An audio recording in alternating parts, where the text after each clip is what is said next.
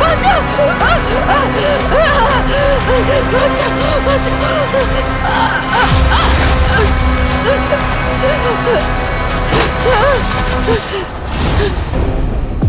হ্যাঁ, আচ্ছা। ও, তারপর কেন? না না, মানে ঠিক আছে। হ্যাঁ, আমি দেখছি। ঠিক আছে।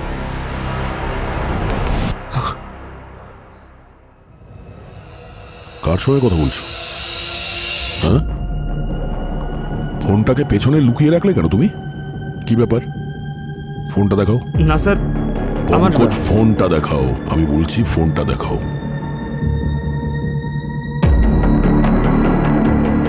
নম্বর ডিলিট করে দিয়েছ? হ্যাঁ, কি ব্যাপারটা কি? আজকাল তোমার ইন্টারন্যাশনাল কলস অনেক আসছে। হ্যাঁ, ইন্টারন্যাশনাল কলস অনেক অ্যাটেন্ড করছো। কি ব্যাপার? মজা করছেন না স্যার? আমার মুখ দেখে কি মনে হচ্ছে যে আমি মজা করছি?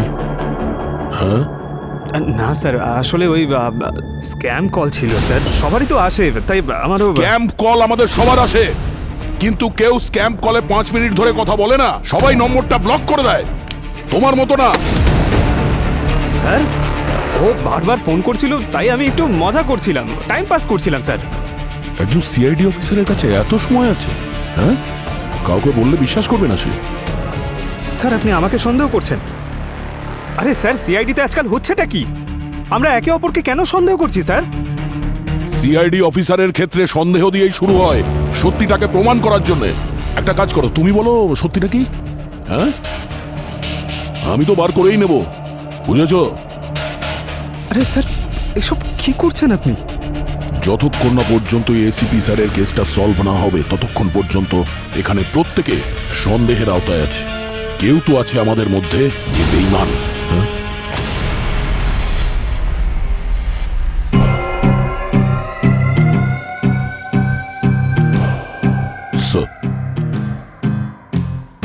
এই কেসটাকে সাইডে করে দাও, নতুন একটা কেস আসছে। Yes sir.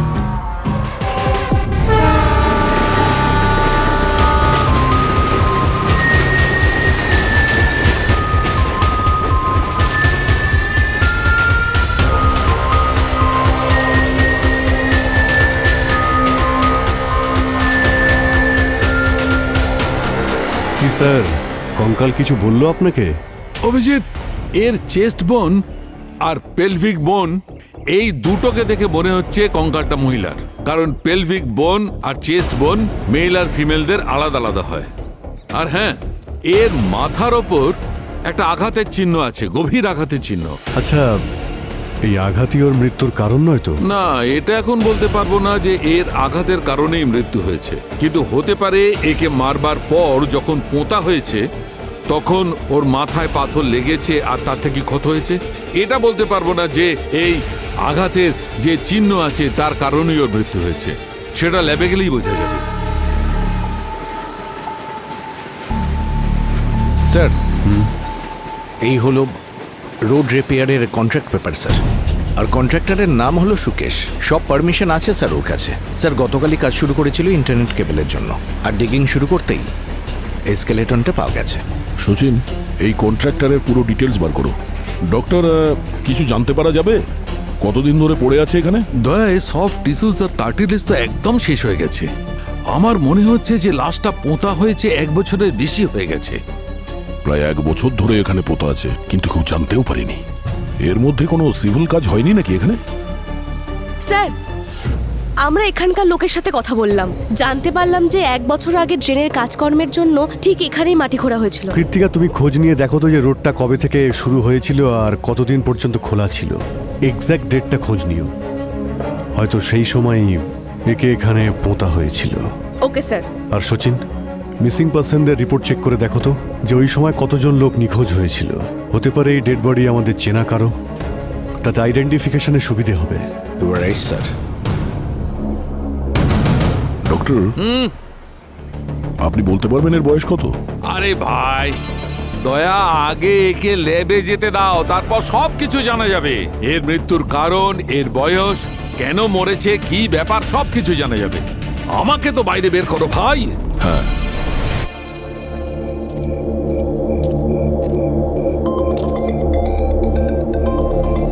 হ্যাঁ দয়া, ভাই ওই পুরবীর ব্যাপারে বলার ছিল।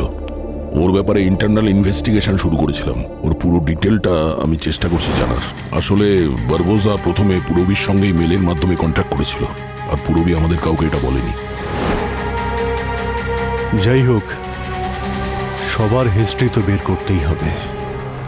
আমি করছি তোমাকে ফোন একটু বাদে। ওকে। স্যার, হ্যাঁ, আশেপাশের লোকজন ঠিক ডিটেলস দিয়েছিল। 1 বছর আগে ঠিক এই মাসেই এই রোডের কাজ শুরু হয়েছিল। আমি এই কাজের ডিটেলস সচিন স্যারকে পাঠিয়ে দিয়েছি। কীর্তিকা, একটা কাজ করো, গত বছর এই কন্ট্রাক্টটা এখানে কে পেয়েছিল সেটা জানার চেষ্টা করো। ওকে স্যার। আর কন্ট্রাক্টর আর ওখানে যারা কাজ করেছে তাদের জিজ্ঞাসা করো এটা কি করে সম্ভব যে তখন এখানে যে কোনো লাশ আছে কেউ জানতেই পারেনি। Yes sir. স্যার, স্যার এই কৃত্তিকার দেওয়া ডেট অনুযায়ী 1 সপ্তাহ আগে সব মিসিং রিপোর্ট চেক করেছি। এই হলো 12 জন মহিলার মিসিং রিপোর্ট। এর মধ্যে 8 জন মহিলা ফিরে এসেছে, কিন্তু 3 জন এখনো মিসিং, আর একটা কেস ক্লোজ হয়ে গেছে। হ্যাঁ ডক্টর। বোন ডেনসিটি আর কোলাজম থেকে জানতে পারা যাচ্ছে যে ভিকটিম ইয়ং ছিল। কত বয়স হবে এর? বোন ইনফ্রারেড দিয়ে কনফার্ম করা যাচ্ছে যে এর বয়স 27-28 বছর। মিসিং ওম্যানের লিস্টে এই বয়সের কেউ আছে? স্যার, যারা মিসিং হয়েছে তার মধ্যে একজনের বয়স 45 বছর, একজনের 15, কিন্তু সুরুচির বয়স 28 বছর স্যার। আর ওর মা মিসিং রিপোর্ট লিখিয়েছিল, আর ডোমেস্টিক ভায়োলেন্সেরও কমপ্লেন ছিল। আর স্বামীর নাম হলো পরম। স্যার, কিন্তু পরমের তো অনেক আগেই শাস্তি হয়ে গেছিল।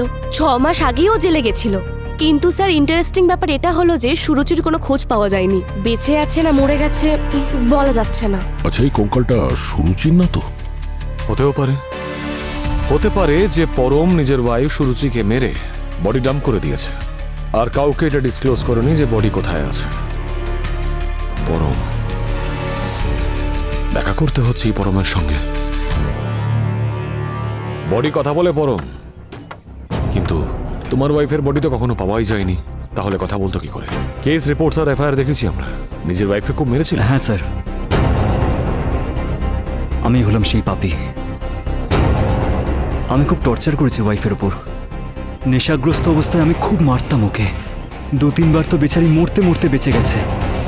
স্যার, আমার মনে হয় আমার মতো মানুষের কাছে এই শাস্তিটা যথেষ্ট নয়, ফাঁসি দিয়ে দেওয়া উচিত। কি অদ্ভুত কথা!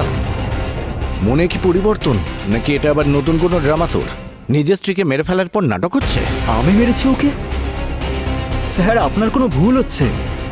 আমি ওকে মারিনি স্যার। আমি মানছি যে ওকে অনেক টর্চার করেছি, ওর গায়ে হাতও তুলেছি, যার জন্য ও বাড়ি ছেড়ে চলে গিয়েছিল। আর ওর মা আমার বিরুদ্ধে পুলিশ স্টেশনে কমপ্লেনও করেছে। আচ্ছা, রাতের অন্ধকারে বডিটাকে সরিয়ে ফেলুনি? আমি ওর বডিটা কোনোভাবেই সরাইনি। আর আমি কেনই বা সরাবো? ওটা তো আমার মনে হয় যে আমাদের ঝগড়ার কারণেও বাড়ি ছেড়ে চলে গেছে, আর এখন আমাকে দোষ দিচ্ছে। কিন্তু আমার সেটা নিয়েও কোনো কষ্ট নেই। আমি এত বড় অন্যায় করেছি, শাস্তি তো পেতেই হবে, তাই না? তুই কি শপথ নিয়েছিস খালি মিথ্যে বলবি, আর মিথ্যে ছাড়া কিচ্ছু বলবি না? স্যার, আমি মিথ্যে বলছি না, আমি সত্যি বলছি। আর আমি মিথ্যে কেন বলবো আপনিই বলুন। আমার বউ টাকা আর গয়নাগাটি নিয়ে পালিয়ে যায়, আর ওর মা পুলিশ স্টেশনে গিয়ে কমপ্লেন করে, আর আপনারা আমাকে ধরে এখানে নিয়ে এলেন। না আমি আমার বউকে পেলাম, না টাকা, না গয়না। আর ডোমেস্টিক ভায়োলেন্সের কেসে তো আমাকে শাস্তি পেতেই হতো। আমি কেন কারোর প্রাণ নেব বলুন? আপনারাই বলুন। তোর বইয়ের লাশ আমরা রাস্তার নিচ থেকে খুঁড়ে বের করেছি, আর এখন চিৎকার করে বলছিস ওর ওপর কতটা অত্যাচার হয়েছে আর কতটা আঘাত লেগেছে ওর হাড়ে। আর এর সব রিপোর্ট আমাদের কাছে আছে। ওর মা যে মিসিং কমপ্লেন্ট করেছিল তার ডেট আর যেদিন মার্ডার হয়েছিল সেই ডেট, দুটোর মধ্যে মিল রয়েছে। বুঝতে পেরেছিস তুই? বডিটা তুমি মাটিতে পুঁতে দিয়েছিলে, তাই তো? না স্যার, আমি এরকম কিচ্ছু করিনি। আমি তো ভেবেছিলাম ও গয়নাগুলো নিয়ে অন্য কোনো ছেলের সাথে পালিয়ে গেছে, আর ওর সাথে আনন্দে আছে। কে মারলো ওকে? তাহলে কে মারবে ওকে? দেখ, সত্যি সত্যি বল, না হলে। স্যার, আমি ভগবানের দিব্যি দিয়ে বলছি, আমি আমার বাবা মার দিব্যি দিয়ে বলছি স্যার, আমি মারিনি ওকে, আমি মারিনি। কোর্ট যদি আমাকে ফাঁসিও দিয়ে দেয় তারপরেও বলবো যে আমি ওকে মারিনি স্যার। আপনাদের একটা অনুরোধ করছি স্যার, আমি তো আমার নিজের ভুলটা বুঝতে পেরেছি। কিন্তু যে শয়তানটা ওকে মেরেছে তাকে প্লিজ ধরুন স্যার, প্লিজ। এই মা, তুমি ভাবে মন খারাপ করো না। তুমি Krittika, control yourself, it's okay. তুমি প্লিজ কেঁদো না, প্লিজ। Krittika, it's okay. হ্যাঁ স্যার। এই তাড়াতাড়ি হাত চালা। লাস্ট প্রজেক্টে যে কাজটা নিয়েছিলাম তোরা তো একবারে ঝুলিয়ে দিয়েছিলিস। হ্যাঁ, জানিস কত সময় নষ্ট হয়েছে? ভিত পুজো করে তবেই আমরা কাজটা শুরু করেছি। তাড়াতাড়ি শেষ কর, 2 দিনের মধ্যে কাজ শেষ করতে হবে।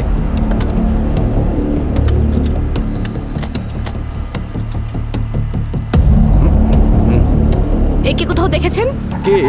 কোনো হিরোইন নাকি যে চিনে ফেলবো? একটা ফটো নিয়ে জিজ্ঞাসাবাদ করতে এসেছে। আরে কাজ করতে দাও না আমাদের। সময় কাজ শেষ করতে না পারলে পেনাল্টি দিতে হবে। তোমাকে তো এমনিতেই পেনাল্টি দিতে হবে যদি সিআইডি থেকে কিছু লুকিয়ে রাখো। সিআইডি? সিআইডি হোক, ইডি হোক, আর সিবিআই হোক, আমার সঙ্গে কি যোগাযোগের? গভর্নমেন্টের কাজ করছে, আমাদের পারমিশন নেওয়া আছে, আমার কি যোগাযোগ? হ্যাঁ এইসবে হ্যাঁ, যত ঘুষ নেবার ধান্দা। তোকে তুলেই না, সিআইডি ঘুষ নেয় না। বল যা জিজ্ঞেস করছে। এ বুড়ো, এ বিল্লু, বিটু, দেখ আমার সঙ্গে কি করছে। দেখুন, সিআইডির সাথে চ্যালেঞ্জ নিলে পরিণাম খুব খারাপ হবে। আরে আরে আরে, তোরা দাঁড়িয়ে আছিস কেন? আরে এরা তোদের টাকা দেয় না, আমি দিই তোদের। ধর ওদেরকে, ধর। গায়ে হাত দিয়ে সিআইডি কে চ্যালেঞ্জ করবে না।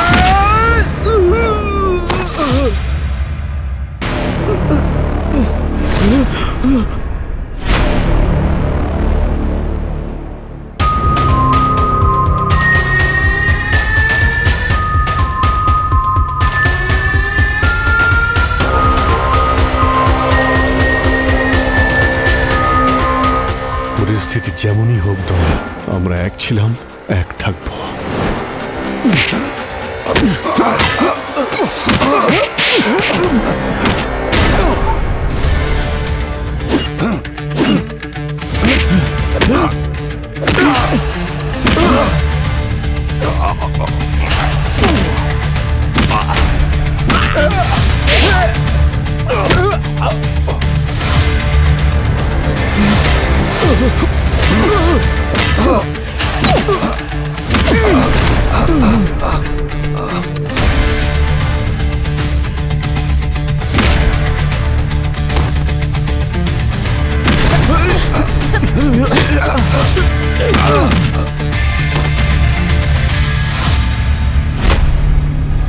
লাশ, লাশ।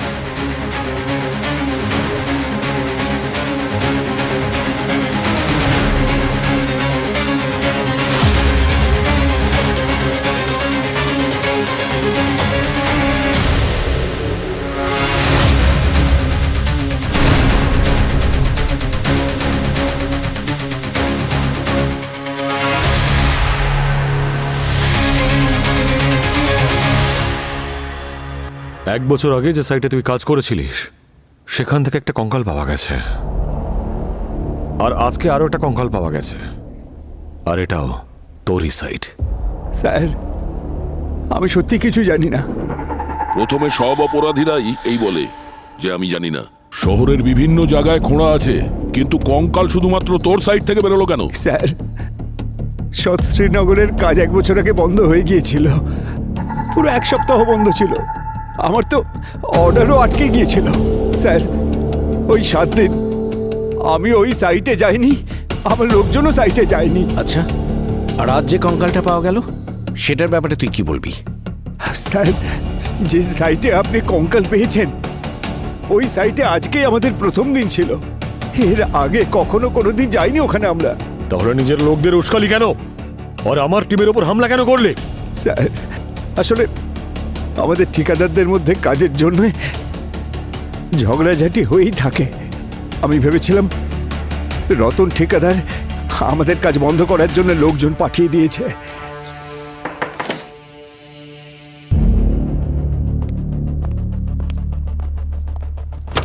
স্যার, জানতে পারলাম যে রতনের লোকেরা সাগরের সমস্ত কন্ট্রাক্ট বন্ধ করে কাজগুলো নিয়ে নিত, আর এই রতনের লোকেরা 4 মাস আগেই গান্ধীনগর রোডেই কাজ করেছে। যদি এর কথাটা মেনেই নি যে ও সত্যি কথা বলছে, তাহলে হতে পারে ওরাই এই লাশটাকে ওখানে পুঁতে দিয়েছে।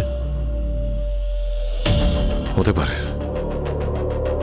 এই রতনের সব ইনফরমেশন চাই আমি। হ্যাঁ স্যার। আর গিয়ে জানো যে ওই সময় রতন বা অন্য কেউ ওখানে কি আদৌ কাজ করছিল। Sure sir.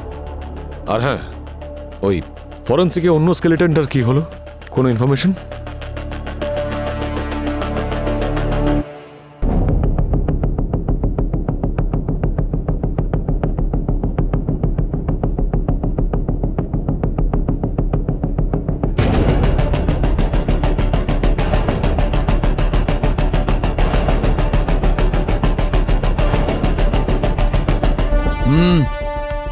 একটা ব্যাপার তো একদম কনফার্ম হয়ে গেছে যে এই যে প্রথম কঙ্কালটা সুরুচি নামের মহিলার, আমরা এর ডিএনএ আর ওর মায়ের ডিএনএ সঙ্গে ম্যাচ করিয়ে কনফার্ম হয়েছি। আর এই দ্বিতীয়টা? হ্যাঁ, আর দ্বিতীয় কঙ্কালটা একজন পুরুষ মানুষের যার বয়স 30-31 বছর, আর এর মৃত্যু হয়েছে 4 মাস আগে। আমি বলছি কেন এরকম বললাম। এই দেখো, এখানে কিছু টিস্যুস দেখা যাচ্ছে, আর এই দেখো এখানে কার্টিলেজও রয়েছে। এই টিস্যুস আর কার্টিলেজের উপস্থিতি এই কথাটা প্রমাণ করছে যে এই লোকটির মৃত্যু 4 মাসের বেশি হয়নি। এই দুটো কেসের মধ্যে কিছু মাসের জন্য কাজ বন্ধ ছিল, তাহলে হয়তো সেই সময় কিলার বডি ডাম্প করেছে। আর কাজ বন্ধ থাকার দরুন কেউ এটা জানতেও পারেনি যে কেউ বডিগুলোকে ওখানে ডাম্প করে গেছে। ডক্টর, আপনার মতে এই দুটো কেসের কি সিমিলারিটি আছে? একটা ভীষণ অদ্ভুত সিমিলারিটি রয়েছে। কি? এই দেখো, আমি বলছি, এই দেখো, এই এর রিবের ওপর কাটা চিহ্ন দেখছো? হ্যাঁ, ঠিক এই রকমই চিহ্ন এই দেখো এখানেও এর রিবের উপরেও আছে। এই দেখো, আমার ডাউট তখনই হয়েছে যখন আমি কঙ্কালটাকে চেক করি, কিন্তু যখন দ্বিতীয় কঙ্কালটাতেও এই চিহ্ন দেখলাম তখন আমি কনফার্ম হয়ে গেলাম যে এই যে কাটার চিহ্নটা এটা কোনো ধারালো অস্ত্র দিয়ে করা হয়েছে। আচ্ছা, এটা সিরিয়াল কিলিং এর কেস নয় তো? দুটো কেসেই সিমিলারিটি আছে, দুটো কেসেই মার্ডারের কারণ আর মার্ডার একই। আচ্ছা, এটাও তো হতে পারে যে যে খুন করেছে সে এদের চিনতো। হতেই পারে। সো ইন দ্যাট কেস এই সেকেন্ড বডিটাকেও ওইভাবে আইডেন্টিফাই করতে হবে যেভাবে ফার্স্টটা হয়েছিল। Missing কমপ্লেন্টের list. অভিজিৎ, আমি অবনীর ব্যাকগ্রাউন্ড চেক করেছি, সে ইজ ক্লিন। আচ্ছা, ব্যাকগ্রাউন্ড ক্লিন তো কি হয়েছে দয়া? এখন ওর কথা বলো। সময়ের সঙ্গে কে কখন বদলে যায় কিছুই বলা যায় না। হতে পারে, কিন্তু আমার মনে হচ্ছে না যে ও ইউনো। আমি কল করছি পরে। কি করছিলে দয়া? কিছু না স্যার, ওই ওই দুটো কেসের কাজ চলছে। মনে তো হচ্ছে না, তোমাকে এতটা তো আমি চিনি। স্যার, সেকেন্ড ভিকটিমকে আইডেন্টিফাই করার জন্য যখন আমি মিসিং কমপ্লেন্টগুলো দেখছিলাম, জানতে পারি ওর যখন মৃত্যু হয় তখন 8 জনের মিসিং কমপ্লেন্ট এসেছিল। তার মধ্যে 5 জন তো ফিরে এসেছে স্যার, আর 3 জন এখনো মিসিং। আর ওদের বয়স 31 থেকে 32-এর আশেপাশে। ওই 3 জনের ডিএনএ ভিকটিমের সঙ্গে ম্যাচ করাও, তাহলে জানা যাবে স্কেলেটনটা কার। স্যার, আমি একটা ব্যাপারে নোট করেছি। হ্যাঁ বলো। এই দেখুন, এই ডক্টর সালুকের ফরেন্সিক রিপোর্ট স্যার, আর এটা হলো ওই 3 জনের মিসিং কমপ্লেন। যদি মন দিয়ে দেখেন স্যার, তাহলে মনে হবে যে এই 31 বছরের গৌতমী ভিকটিম। কেন? আসুন স্যার, আমি বলছি।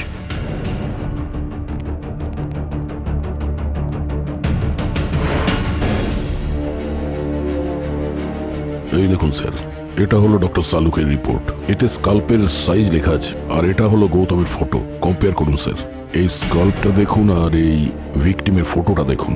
এই দুটো চোখের মধ্যে যে দূরত্ব আর এই যে ভেঙে যাওয়া থুতনি, একদম পারফেক্ট ম্যাচ হচ্ছে গৌতমের ছবির সাথে। আর স্যার, এই গৌতমের বিয়ে ঠিক হয়েছিল। বিয়ের আগে ও এটিএম থেকে টাকা তুলে গায়েব হয়ে যায়, আর তারপর থেকে ওকে কেউ দেখেনি। কিন্তু সিসিটিভি ফুটেজে পরিষ্কার দেখা গেছে ওকে শেষবার ওখানেই দেখা গেছে। আর পুলিশ বলছে যে টাকা নিয়ে ও পালিয়ে যায় এই কারণে, কারণ ওর ইচ্ছের বিরুদ্ধে বিয়ে দেওয়া হচ্ছিল। কিন্তু ফ্যামিলি এদিকে বলছে ওর সম্মতি নিয়েই বিয়ে হচ্ছিল। এই দুজন ভিকটিমের মধ্যে কোনো ক্লু? না স্যার, এমন কোনো ক্লু পাইনি যাতে করে মনে হয় যে ওরা একে অন্যকে চেনে। তাহলে গৌতম যে এটিএমে গিয়েছিল ওই জায়গার এই সিসিটিভি ফুটেজটা দেখি। হতে পারে প্রথমে গৌতমের টাকা পয়সা লুট করে নেয়, তারপর মেরে দেয়। হতে পারে সুরুচির সঙ্গে এরকম কিছু হয়েছে। এই যে গৌতমের আঙুলে যে রিংটা আছে, মনে হচ্ছে যে এনগেজমেন্ট রিং। ওই স্কেলিটনের ওপরে আমরা কোনো রিং পাইনি স্যার। এটা চুরিরই কেস মনে হচ্ছে। Maybe your right, quite a possibility. Sir sir আমি দুজন কন্ট্রাক্টরের রেকর্ড চেক করেছি, সাথে শ্রমিকদেরও। কোনো ক্রিমিনাল রেকর্ড পাইনি। ওদের রিলেটেড ফ্যামিলি ফ্রেন্ডসদের কারোর উপরেই সন্দেহ হচ্ছে না। স্যার মার্ডারের যা প্যাটার্ন তাতে মনে হচ্ছে না যে কন্ট্রাক্টর আর লেবাররা জড়িত আছে। আরও একটা কথা স্যার, যে দুটো স্কেলিটন আমরা পেয়েছি, একটা এখানে শাস্ত্রীনগরে আর একটা এই গান্ধীনগরে। তাহলে এই দুটো লোকেশনের আশেপাশে যে সেলফোন টাওয়ার আছে ওখান থেকে যদি কল ডিটেলস চেক করি। রাইট, এই দুটো লোকেশনের কাছাকাছি সেলফোন টাওয়ার তো নিশ্চয়ই আছে। আর বডিগুলো কোন দিন ডাম্প করা হয়েছিল তার টেন্টেটিভ ডেটও আছে আমাদের কাছে। তাহলে সেই সময়ে করা প্রত্যেকটা ফোন কলের ডেটা কালেক্ট করতে হবে। আর সব সাসপেক্টস, সাগর, পরম, লেবার্স আর ওই ভিকটিমদেরও ফোন নম্বর আছে আমাদের কাছে। তাহলে দেখা যাক যে এদের মধ্যে কারোর নাম্বার ওই বডির লোকেশনে পাওয়া যায় নাকি না।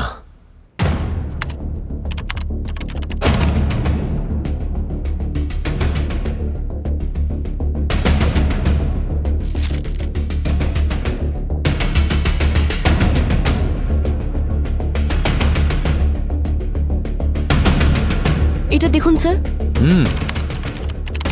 ফোন ডেটা দেখে কিছু জানতে পারলে? স্যার কোনো শ্রমিক বা কন্ট্রাক্টরের সেলফোন তো ডেটার সাথে ম্যাচ করছে না।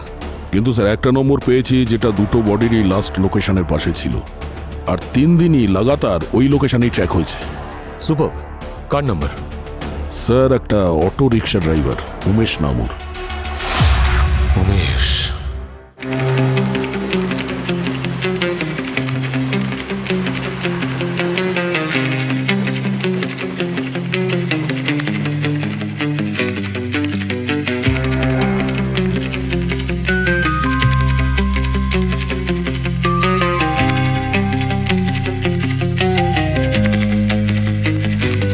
বাইরে আসুন। আপনারা কারা? এক মিনিট ম্যাডাম, এইদিকে আসুন, এইদিকে আসুন। উমেশকে আপনি চেনেন? কিন্তু আপনারা কারা? আপনি এটা বলুন যে আপনার সঙ্গে উমেশের কি সম্পর্ক? আমি ওনার স্ত্রী হই। কিন্তু কি হয়েছে? দেখুন, প্রশ্ন আপনি নয় আমরা করব। আমরা সিআইডি অফিসার। সিআইডি? কি হয়েছে বলবেন তো? এই আংটিটা কোথায় পেয়েছেন আপনি? উনিই নিয়ে এসেছিলেন স্যার।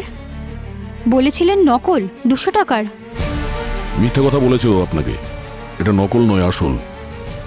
আর যার আঙুল থেকে এই আংটিটা বার করেছে উমেশ, তার লাশ পেয়েছি আমরা। এবার বলো, উমেশ কোথায়? স্যার উনি তো কাজে গেছেন। এই ব্যাপারে স্যার আমি কিছু বলতে পারবো না।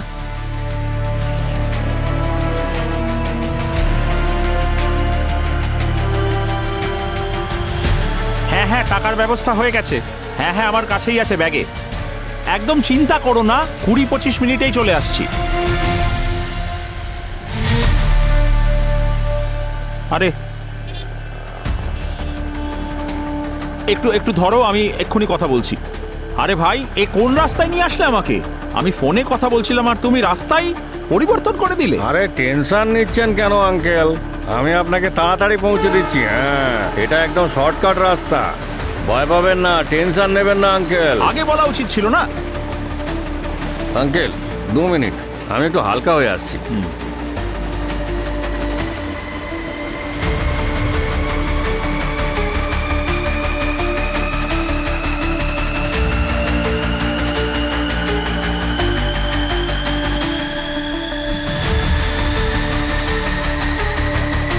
আরে অটোওয়ালা ভাই,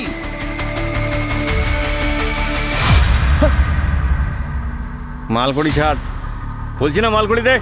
আমার বউ তাড়াতাড়ি দে, হসপিটালে। দে দে। মাল পেয়েছি, আমি মজা পাই। হ্যাঁ, মাল আর খুন করতে। খুন? এই কে রে?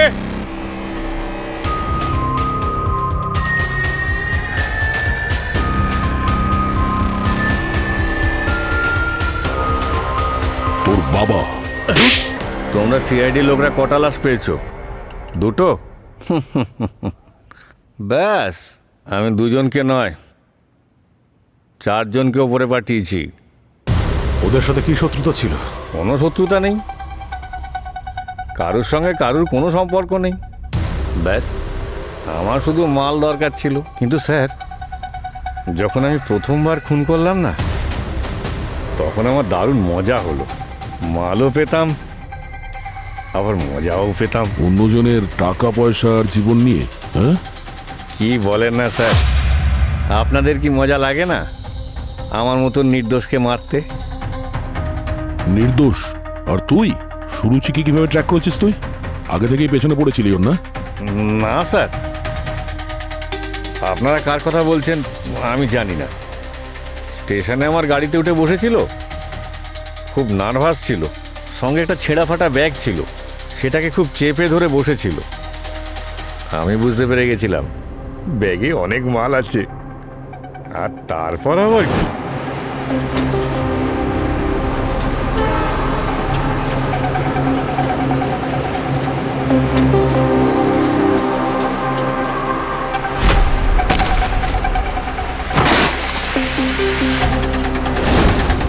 আর গৌতম?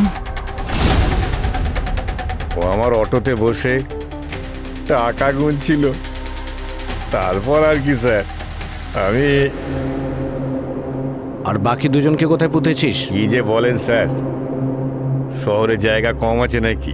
কত জায়গায় গর্ত খোঁড়া রয়েছে, ব্যাস শুধু সেখানে নিয়ে পুঁতে দাও। আমার ঠিক মনে নেই স্যার, আমি ভুলে গেছি কোথায় পুঁতে দিয়েছি, কিন্তু খুব মজা লাগতো স্যার। তোর খুব মজা করার শখ, তাই না? দেখবি তোর আরো মজা হবে যখন এই অপরাধের জন্য তোর ফাঁসি হবে। হ্যাঁ হ্যাঁ, চলায় আয় আয়।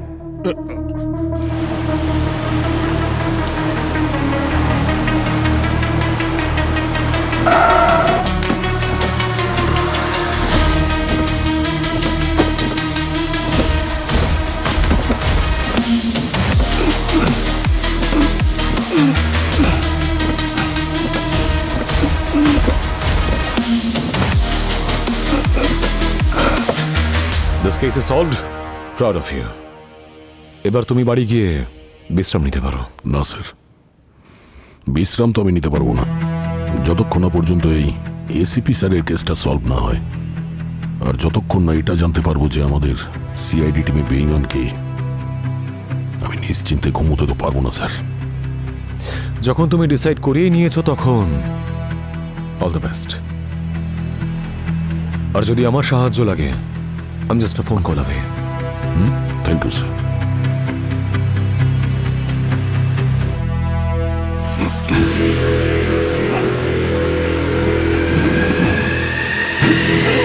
জনি!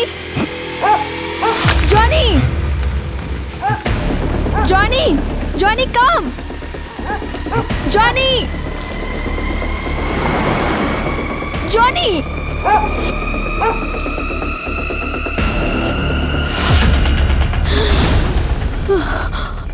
লাশ! লাশ! আমি প্রতিদিন সকালবেলা মর্নিং ওয়াকে বেরোই আর আমার সাথে জনি থাকে। জনি কখনো এদিক ওদিক দৌড়াতে থাকে। ও দৌড়ে সোজা এদিকে চলে এলো আর আমি ওর পেছনে দৌড়াতে থাকলাম, আর এসে দেখলাম। লোকটাকে দেখতে পেয়েছিলেন? না, অন্ধকার ছিল আর ও সঙ্গে সঙ্গে পালিয়ে গেল। এমন কিছু বিশেষ দেখিনি যে আমি ওকে নোটিস করতে পারবো। কৃতিকা ম্যামের স্টেটমেন্ট নাও। হ্যাঁ স্যার। আপনি কখন দেখেছিলেন ওনাকে? ডক্টর সালনকে সেম মোড অফ অপারেন্ডি মনে হচ্ছে, কিন্তু এবারে শরীর থেকে মাথাটা উধাও। না, সেরকম মনে হলেও দেখতে একরকম, কিন্তু আসলে তা নয়, একটু আলাদা। উমেশের আগের 4টে কেসে কিন্তু এরকম হয়নি। এখানে মাথাটা শরীরের থেকে আলাদা। উমেশের উদ্দেশ্য শুধু টাকা কামানো, এটা অন্য কোনো ব্যাপার। বডির টেম্পারেচার আর রাইগার মর্টিস বলছে যে একে খুন করা হয়েছে 5-6 ঘন্টার বেশি আগে নয়। স্যার, আমি ওই মহিলাকে জিজ্ঞেস করলাম যিনি আমাদেরকে জানিয়েছিলেন, আর আশেপাশের লোকজনকেও জিজ্ঞেস করলাম, ওরা কিছুই বলতে পারলো না। আর আশেপাশে তো কোনো সিসিটিভি ক্যামেরা আছে বলে মনে হচ্ছে না। সচিন, উমেশ তো আমাদের কাস্টাডিতে আছে। ও তো একবারও বলেনি যে এই ক্রাইমে ওকে হেল্প করার জন্য ওর কোনো পার্টনার বা অন্য কেউ আছে। কিন্তু স্যার, এটাও তো হতে পারে যে উমেশ আমাদের কাছে কিছু লুকিয়ে গেছে। আর এমনিতেও এই কেসটা বেশ জটিল ছিল। হতে পারে উমেশের এই প্যাটার্নটাকে খুনি নকল করেছে, ভেবেছে মাটিতে লাশ পুঁতে দেবে আর পুরো সন্দেহ উমেশের ওপরে পড়বে আর আমি বেঁচে পালিয়ে যাব। হতে পারে। সালকা স্যার, শুধু ধর থাকার জন্য ভিকটিমকে চেনা একটু মুশকিল হবে, তাই না? কিচ্ছু মুশকিল হবে না। সচিন, আমাকে তুমি চেনো না? ডেড বডি আমার সঙ্গে কথা বলে। এর কলার বোন দেখো, এর কলার বোন দেখে পরিষ্কার বোঝা যাচ্ছে। আমি জোর দিয়ে বলতে পারি যে এই মেয়েটির বয়স 25 থেকে 30 বছর। ব্যাস, এখন আমি একে ফরেন্সিক ল্যাবে নিয়ে যাচ্ছি, চেক করব, ওখানে গিয়ে দেখা করবে, সেখানেই বলবো। ওকে। বস, ভিকটিমের মৃত্যু শ্বাসরোধের কারণে হয়েছে, অ্যাসফিক্সিয়েশনের জন্য। আমার মনে হচ্ছে কেউ একে প্রথমে গলা টিপে খুন করেছে আর তারপর মাথাটা শরীর থেকে আলাদা করেছে। ভিকটিমের ব্যাপারে আর কিছু জানা গেল যার থেকে আমরা ওর ব্যাপারে জানতে পারি? ইয়েস স্যার, বডি স্ক্যান করে জানা গেছে যে ভিকটিম একজন ক্যান্সার পেশেন্ট ছিল, আর সেটাও ভীষণ rare kind of spine cancer. ওর কেমোথেরাপিও চলছিল। এই দেখুন স্যার, ওর চেস্ট এক্সরে করে জানতে পারা গেছে যে এখানে পোর্ট লাগানো ছিল, যার মাধ্যমে ড্রাগ দেওয়া হতো, আর ওর ব্লাড আর টিস্যুতে কেমো ড্রাগের ট্রেসও পাওয়া গেছে। আঘাত লেগেছে, তার মানে সার্জারি তো হয়েছে। আর এটা যখন রেয়ার ধরনের ক্যান্সার, তার মানে এমন কোনো হসপিটালে ট্রিটমেন্ট চলছিল যেখানে সব স্পেশালিস্টরা থাকবে। রাইট। ওখান থেকে আমরা এর আইডেন্টিটি জানতে পারি, জানা যেতে পারে যে কে।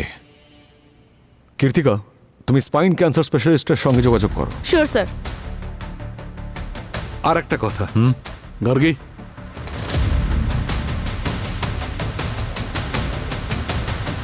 এই দেখুন, এই হিউম্যান ফ্লেশের টুকরো আমি এই ভিকটিমের পেটের মধ্যে পেয়েছি। কি? মাংসের টুকরো? হ্যাঁ, মাংসের টুকরো। আর ডিএনএ টেস্ট করে জানতে পেরেছি যে এই মাংসের টুকরো এই ভিকটিমের নয়। আর এই ভিকটিমের হাতটা দেখুন, এটা একটা আঁচড়, কোনো আঘাতের চিহ্ন। এটা দেখে মনে হচ্ছে যে ভিকটিম নিজের প্রাণ বাঁচানোর জন্য খুব স্ট্রাগল করেছে। এটা তারই চিহ্ন। হতে পারে যে এই স্ট্রাগলের সময় ভিকটিম কিলারকে অ্যাটাক করেছিল, আর এই হিউম্যান ফ্লেশ আসলে তারই। রাইট বস। আমরা এই ভিকটিমকে তো বাঁচাতে পারলাম না, কিন্তু ওই খুনিকে কিছুতেই ছাড়বো না। খুব তাড়াতাড়ি ওকে গ্রেপ্তার করব।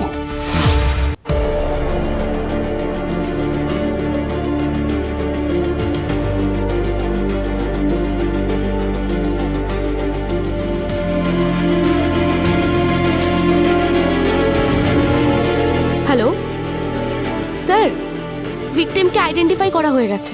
হ্যাঁ স্যার, আমি সার্জন অনকোলজিস্টের সাথে কথা বলে নিয়েছি। স্যার, ভিকটিমের নাম হচ্ছে গীতা, এজ 29। আমি সব ডিটেলস ফরওয়ার্ড করে দিচ্ছি।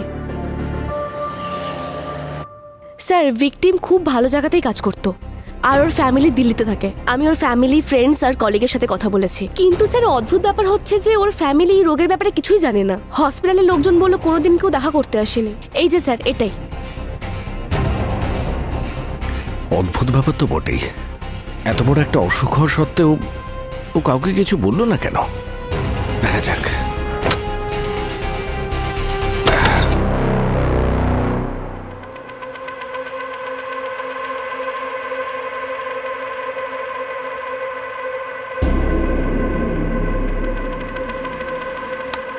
মনে হয় কারেন্ট নেই।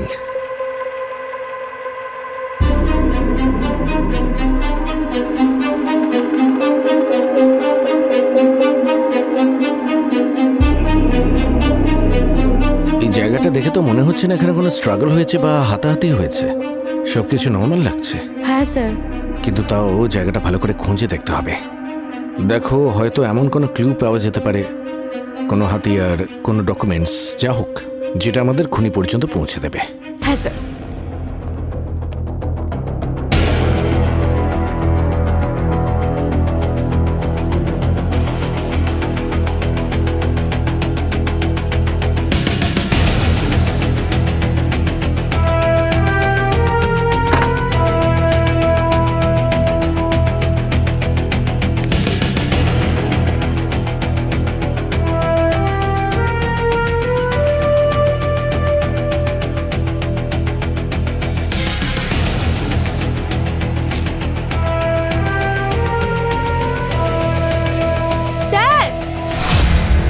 বলো কৃত্তিকা।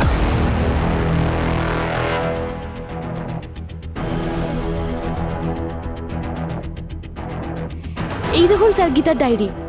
এখানে সমস্ত কেমোর ডিটেলস আছে। আর একটা কথা বারবার লিখেছে যে কারোর কাছ থেকে সিম্প্যাথি গেইন করতে চায় না, কাউকে কষ্ট দিতে চায় না।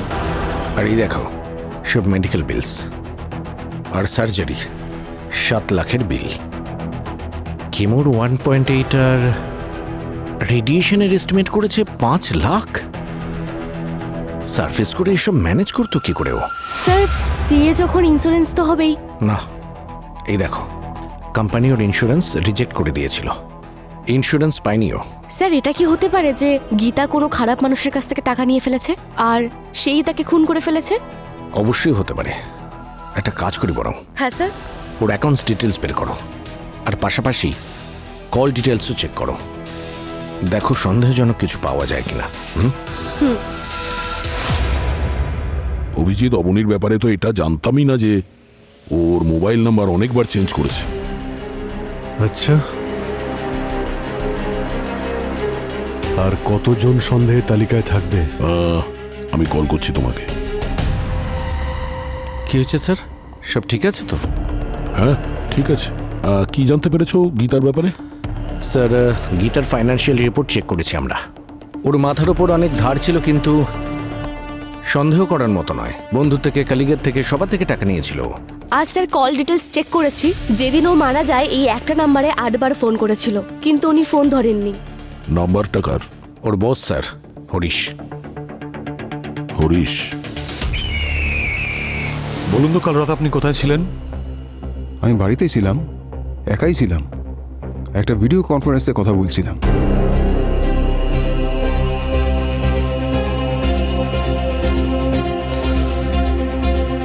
আপনি জানেন যে আপনার এমপ্লয়ি গীতা কাল রাতে খুন হয়েছে? হোয়াট? ওর বডি এই অবস্থায় পাওয়া গেছে। My God, sad, very sad. Geeta খুব ট্যালেন্টেড ছিল, ভেরি ট্যালেন্টেড। ও প্রথমবারই সিএ ক্লিয়ার করেছিল, আর যবে থেকে ও আমার ফার্ম জয়েন করেছিল আমি ওকে গাইড করতাম, আর আমি ওকে নিয়ে গর্বিত ছিলাম। ওর সামনে একটা ব্রাইট ফিউচার ছিল। কে করেছে সব? এখনো তো জানা যায়নি কে করেছে, কিন্তু এটুকু জানা গেছে যে ওর মৃত্যুর আগে ও 8 বার একটা নাম্বারে কল করেছিল, সেটা আপনার।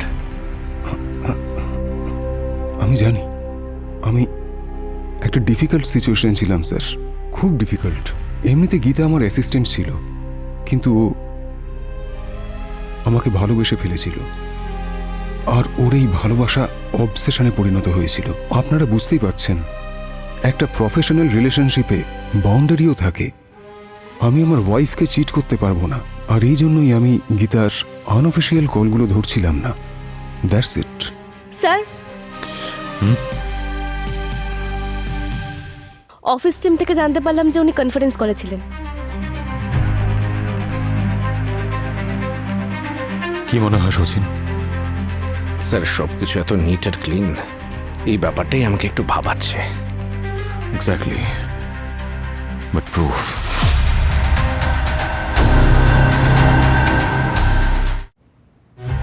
অফিস টিম থেকে জানতে পারলাম যে উনি কনফারেন্স করেছিলেন। কি মনে হয় সচিন? স্যার সবকিছু এত নিট আর ক্লিন, এই ব্যাপারটাই আমাকে একটু ভাবাচ্ছে। Exactly, but proof?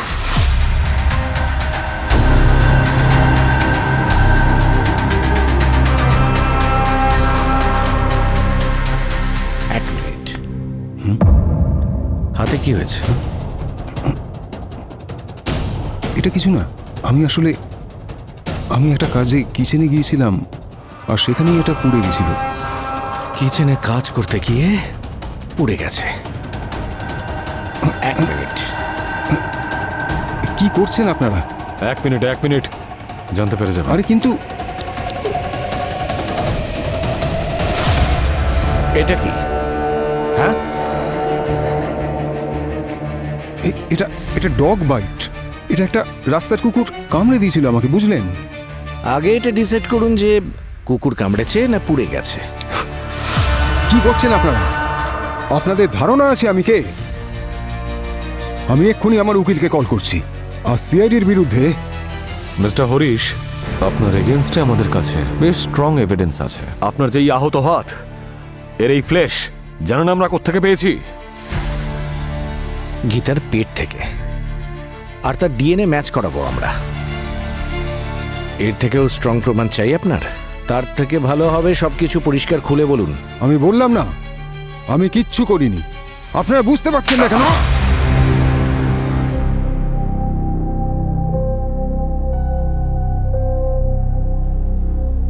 আমি একটা প্ল্যান বানিয়েছিলাম, একদম ফুল প্রুফ।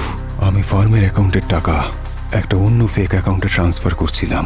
প্ল্যান এরকম ছিল যে আমি সেই অন্য ফেক অ্যাকাউন্টে 100 কোটি ট্রান্সফার করার পরে আমি বিদেশে চলে যাব। কিন্তু সেই সুপার ট্যালেন্টেড গীতা, আমি জানি না কিভাবে ও এই প্ল্যানটা জানতে পেরে গিয়েছিল। ও আমাকে ব্ল্যাকমেল করতে শুরু করলো। 50 কোটি টাকা চাইছিল। ওর ট্রিটমেন্টের জন্য এটা লাগতো। ওর পেরেন্টসও আছে যাদের জন্য ও কিছু করতে চাইছিল। ও আমাকে বলল ওর রেয়ার ক্যান্সার আছে, ও মরে গেলে বাবা মার জন্য কিছু টাকা রেখে যাবে। এখন এতগুলো টাকা আমি ওকে কি করে দিতাম? কিন্তু তার জন্য তুমি গীতাকে কেন মারলে? না, আমি ওকে মারতে চাইছিলাম না। ও আমাকে বারবার কল করছিল। ও আমাকে অনেকবার কল করেছিল। আর আমি যখন ওর কল রিসিভ করিনি, ও আমার বাড়িতেই চলে এসেছিল। আমাকে হুমকি দিয়ে গিয়েছিল। আমি কি করতাম? ওকে দিয়ে দিতাম 50 কোটি? না, কখনোই না। আমার কাছে আর কোনো রাস্তা বাকি ছিল না। তো আমি ওকে মেরেই ফেললাম। ও মরে গেল। তখন আমার মনে হলো যে আমি একটা খবর দেখেছিলাম সিরিয়াল কিলারের। ও ধরা পড়ে গিয়েছিল, কিন্তু ও রাস্তার খোঁড়া গর্তে ডেড বডিগুলো পুঁতে দিত। আমি ভাবলাম আমিও গীতাকে এভাবে পুঁতে দেব, কেউ কিছু জানতেও পারবে না। আর দোষী হিসেবে ওই অটো ড্রাইভারকেই সবাই দোষ দেবে। তুমি সত্যিই খুবই নীচ মানুষ। প্রথমে চুরি, তারপর সেই চুরিকে লুকানোর জন্য খুন। সিআইডির হাত থেকে কেউ বাঁচতে পারে না। এবার বাকি জীবনটা তোমাকে জেলে কাটাতে হবে।